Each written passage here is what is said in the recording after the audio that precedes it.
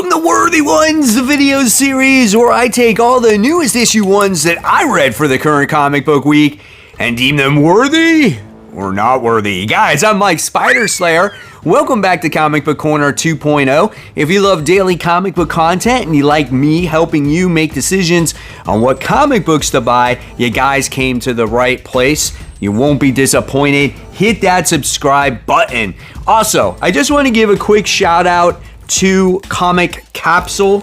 I just want to be transparent. I have promoted their products in the past, and recently they've discovered some issues with their product when it comes to the plastic inside when it comes to these comic book holders. So if you put your raw books in there, there has been actually like indications of like kind of like stainings on the plastic where it could kind of mess up those comic books. So if you decide to go with a Comic Capsule, I suggest that not only do you at least put a plastic bag around your comic and slide it in there, but maybe put a bag and a board and slide it in there and you'll be good to go. You can still display your comics really well. It's UV resistant. They want everybody to be transparent about the issues that they're having with their product, and they're working on it to get a lot better. And as soon as they have a solution to the problem, I'll let you guys know. So they're working on these current issues.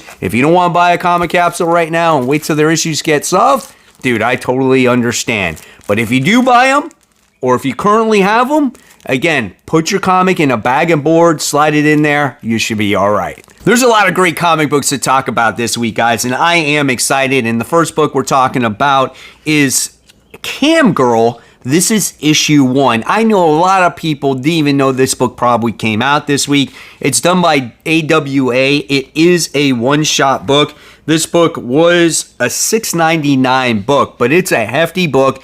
You get a lot of story in this comic book, and it's very, very enjoyable. Here is the interior artwork in here. It's very nice. I love the way the characters look. There's like great facial expressions in this comic book. And this book is not for a younger audience. This is for adults only. There's sexually explicit stuff that's going on in this comic book. And what this is it's an actual true story. The writer here actually went through this situation that our character in this comic book went through. And what this character is she is a cam girl, right? She puts herself out there and as a content creator. She has all these people giving her money, and then all of a sudden what happens is you get a guy out there that's some freak, some idiot that's obsessed with her, and it becomes a much darker story at the end of the day. And who that person is, you actually don't see coming when you read the comic book. It's just, you get so intertwined with this character by the name of Danny on how her profession is and how she gets through everyday life. She also suffers through mental illness where she kind of deals with different personalities. It was such an interesting book, and it was definitely worthy. So if you guys are looking for a nice little one-shot and you have extra money to buy another book this week, I would go out and buy this. This book has enough room for it to breathe. The story's not rushed, and you really get immersed into the story. And at the end of the day, I'm going to give this one a solid A. This was a phenomenal read. I would say maybe a little bit lengthy in the wording at times, but overall the story was immaculate, and like I said, I definitely would recommend it. This book was actually my sleeper pick of the week, and this one was the Hive issue 1. That's right, I was letting people know that this book was coming out, and it had possible potential of being an awesome book, right? So this book is done by Image. It's a 32-page comic for $4. Our creators here are AJ Lieberman, and the art is done by Mike Henderson. The artwork is actually pretty decent in the comic book. I like the way the characters look. Facial expressions are pretty interesting in here.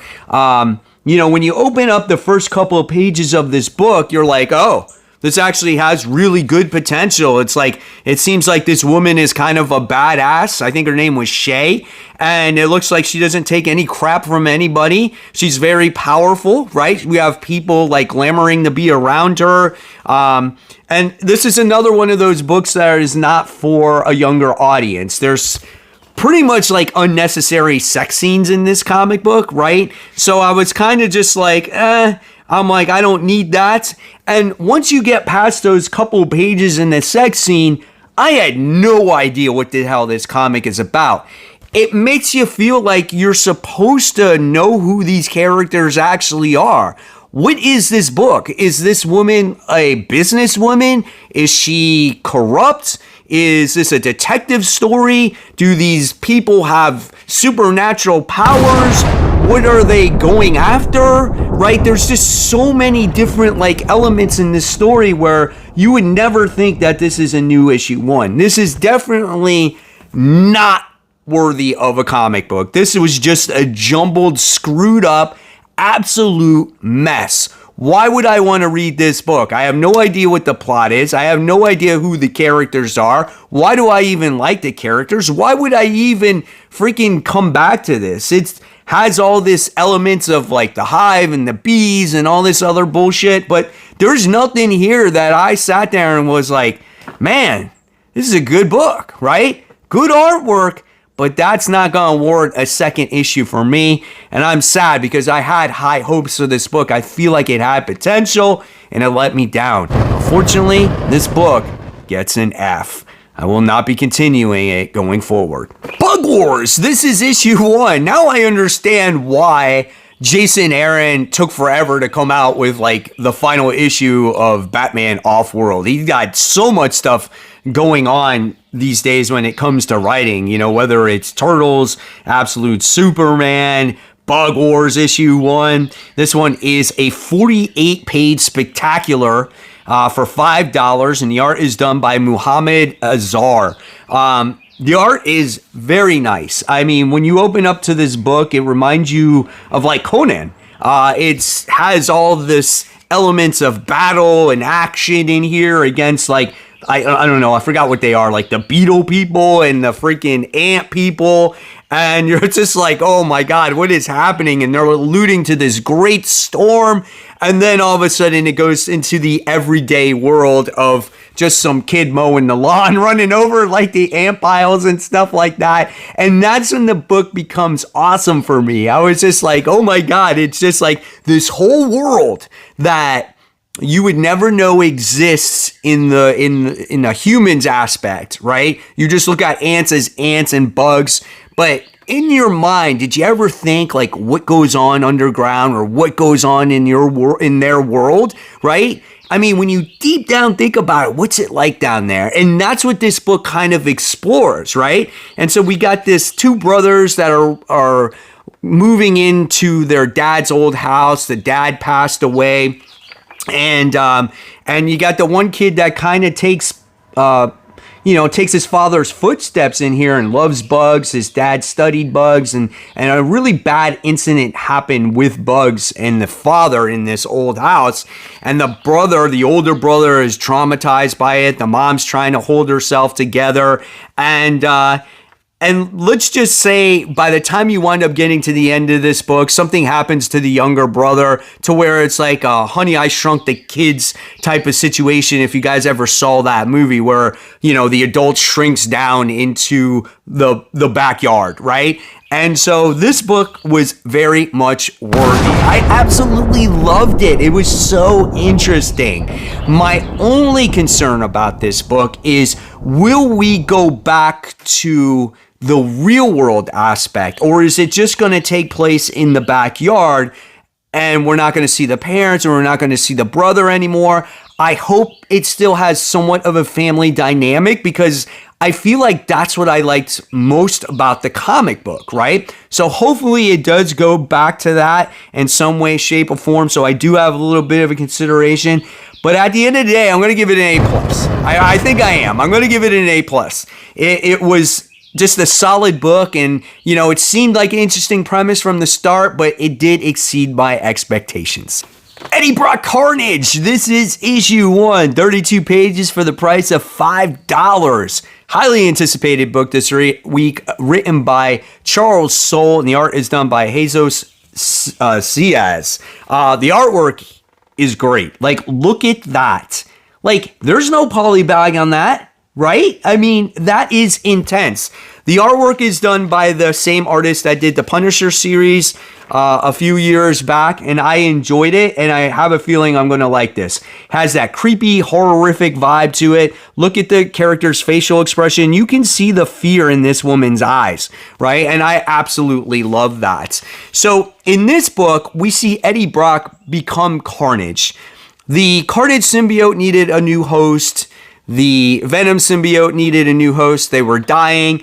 And so Eddie Brock goes and says, you know what? What best way to control the Carnage symbiote is for me to take it over so it doesn't go crazy and kill everybody.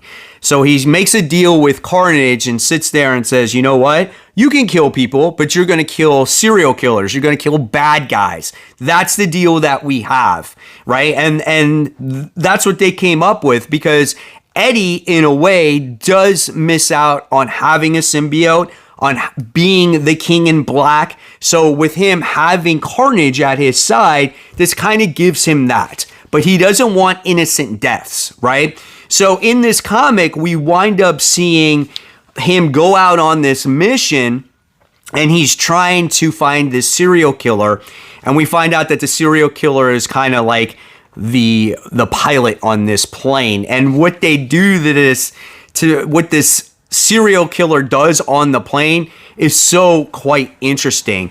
But the very intriguing thing, what makes this book a worthy book, is that it's the monologue, or the internal monologue of the symbiote itself.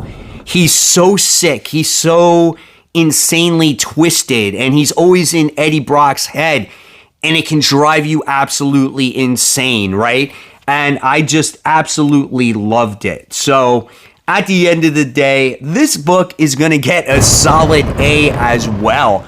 I really like this book. I thought that this was going to be cheesy, but it was a good story. And I'm so curious to see like the long-term direction of this, on who the main bad guy that they're going to go after is. It's a great first issue. Does it continue on that path? Who knows? But it definitely warrants a second consideration. And yeah, looking forward to it. Great week so far, except for that first book, The Hive, I talked about. A really highly anticipated book for DC this week is Green Lantern Corps. This is issue 1, 32 pages for the price of $4.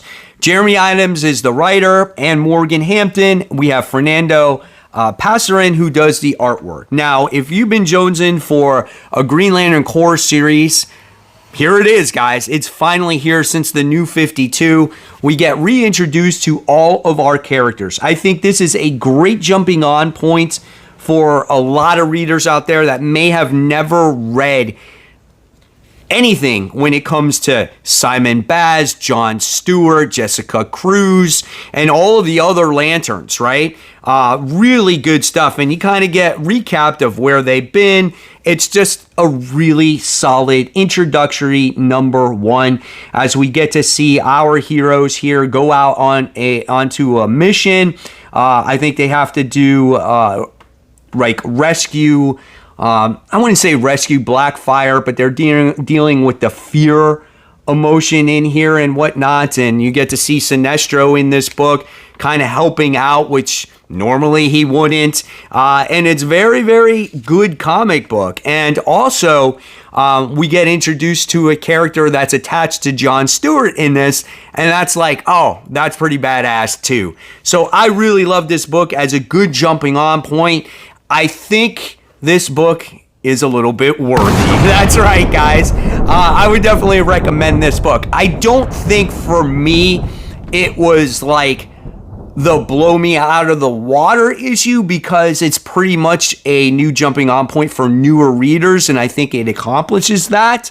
And I thought maybe it was a little bit lengthy, so I'm going to give this one a B+. I'm just looking forward to seeing the direction of the story and how these characters are all going to interact and how things develop. I just love how Jeremy Adams is bringing back Green Lantern to the way that I like it. So whether you agree or disagree, let me know in the comments below. So here it is, Marvel's big event of 2025, and starts it off all right here. One World Under Doom, issue 1, written by Ryan North. RB Sylvia does the artwork. $6 comic. I think it's 48 pages. The artwork is actually good in the comic. I enjoy it. The colors are really nice.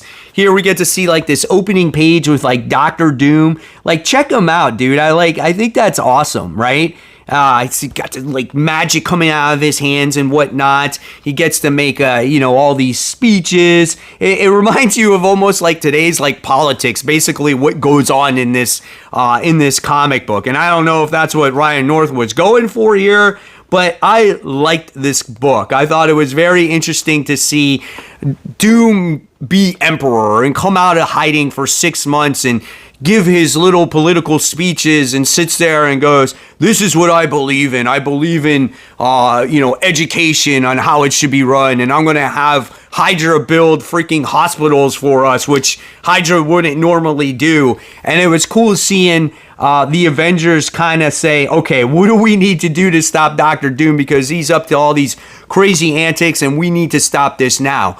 I loved seeing other countries try to go against Doom, and Doom has his Doom bots go after him. You have a situation with Hydra in this comic book where they're like, I hate freaking Doom, we're going to kill him too. And then all of a sudden they're starting to work with him. Like, what's going on with that? So there was a lot of fun elements in this comic book that kicks off this event, and you just do wind up seeing your Avengers with their backs against the wall by the time you get to the end of it.